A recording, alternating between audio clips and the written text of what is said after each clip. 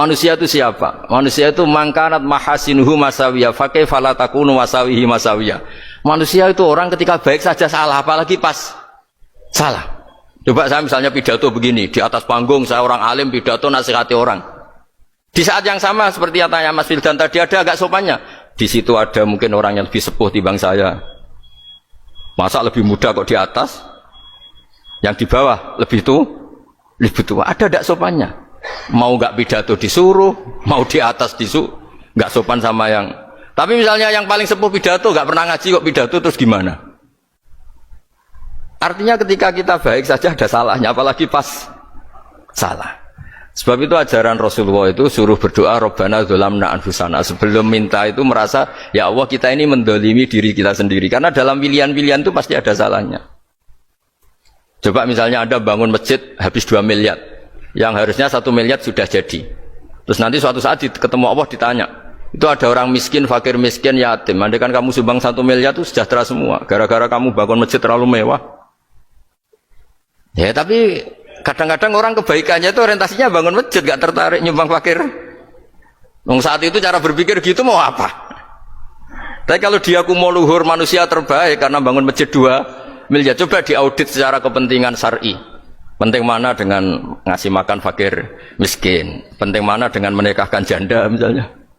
Penting mana dengan pendidikan? Apa artinya masjid mewah orang nggak tahu halal haram, nggak tahu najis, nggak tahu cara sesuci, nggak tahu cara adzan yang benar?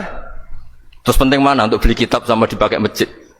Apa artinya beli kitab apa tapi nggak makan? Penting mana makan sama beli kitab? Ada auditnya. Makanya manusia itu ketika baik pun disuruh istighfar, apalagi ketika salah. Nah dengan perasaan seperti itu kebencian pada orang lain luluh, karena potensi baik pada orang lain ternyata tinggi, dan potensi salah ke kita juga tinggi. Nah dilatih gitu. Jadi di Ihya itu ada kitab tawaduk. Kitab tawaduk itu dilatih ketemu orang tua. Huwa aksaru ibadatan, dia mesti ibadahnya lebih banyak karena lebih tua timbang saya, pasti sholatnya lebih lama timbang saya. Ketika Anda sudah tua melihat anak-anak, huwa aqallu minni maksiatan, mesti maksiatnya tidak banyak karena masih kecil. Terus ketika melihat orang fasik maksiat, la'allahu yatubu alaih fa innahu tawwabur rahim, mungkin Allah memberi tobat, bisa saja. Umar itu ingin bunuh Nabi, tapi Allah memberi tobat. Yang sowan kiai saja tidak mesti dapat tobat. Umar ingin bunuh Nabi, tapi Allah memberi tobat. Akhirnya ya tobat jadi Islam yang baik.